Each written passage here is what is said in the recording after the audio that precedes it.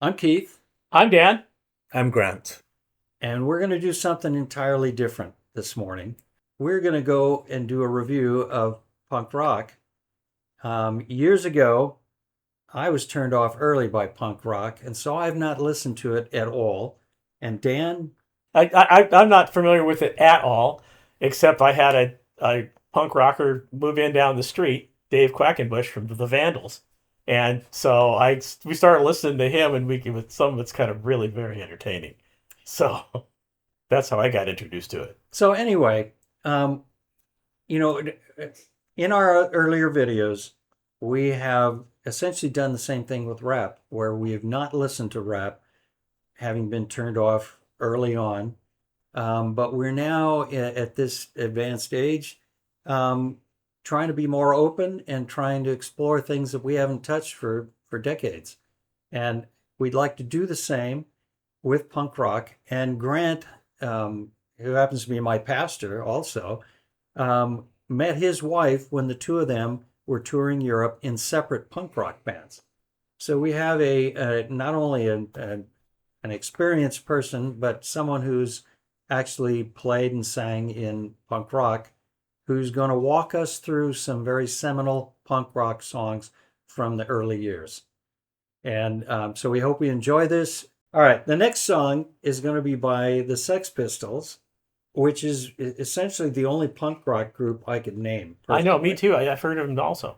And this is going to be God Save the Queen. So Grant, tell us a little bit about this song, why you included it, and in its Sounds like a protest song. its meaning. Yeah, well, I wanted to have at least one band that you guys might have heard of.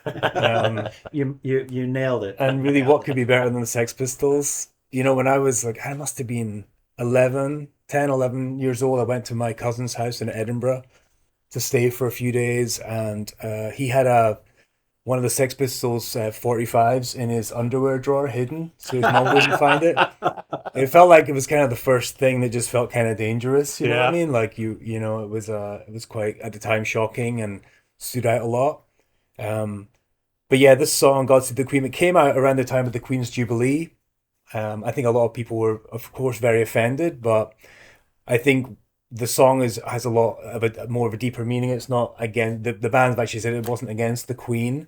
It was more of a statement about kind of the futility of being a young person at that time in Britain. There was a lot of difficult circumstances, and so I mean the refrain at the end is "no future for you."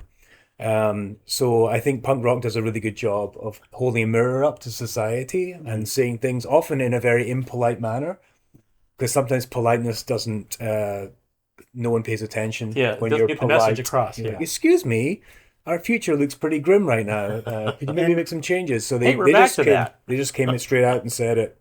Well, and this is very similar to a lot of the comments we've gotten on our video of Childish Gambino's "This Is America." Yeah, The shock value was the important thing to get people's attention.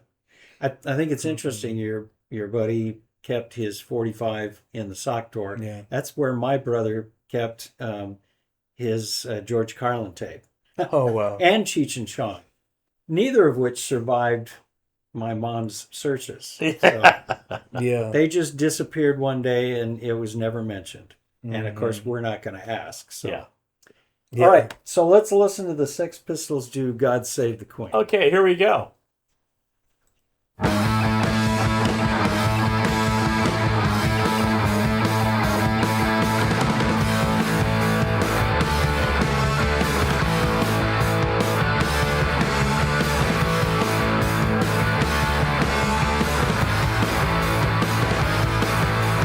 God save the Queen, the fascist regime. It made you a moron.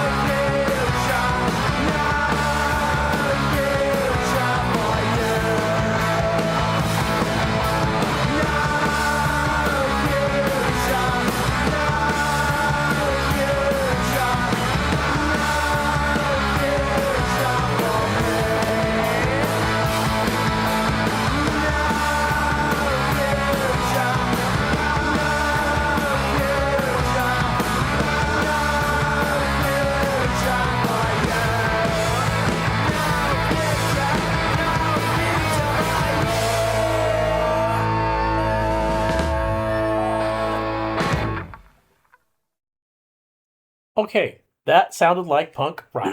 To me. Yeah. Yeah. That when I think of punk rock, that's what I think of. That Yeah. was a driving beat. Yeah, it was. Just Yeah. it was as different and similar to Indian Summer in the way of it was very simple. It was basically one voice and very spare instrumentation, but in a much more driving beat Yeah. and I assume raucous. they're a UK band. Yeah. Okay. Yeah. Oh, yeah. English. The lead singer, if I remember right, Sid Vicious, Sid Bishop's the bass player. bass player. John Lydon, known as Johnny Rotten in the Sex Oh, Pistols. Johnny Rotten. Johnny Okay. Rotten. Okay. Okay. Yeah. Famous in a Neil Young song. Yeah. Right?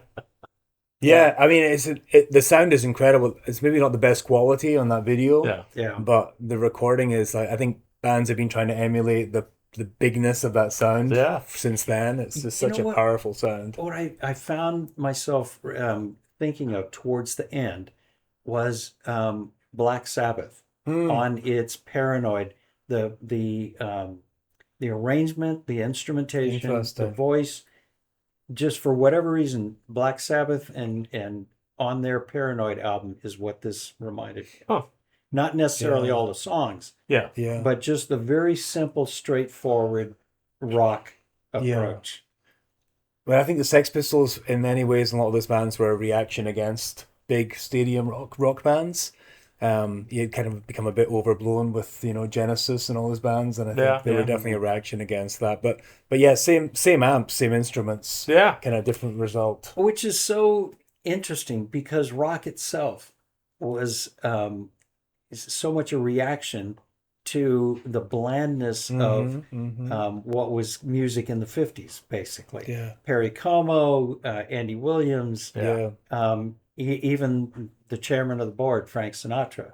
This rock was very much a reaction and a rebellion Yeah. that was meant to shock the parents and did. Elvis alone visually shocked Yeah. parents. Yeah.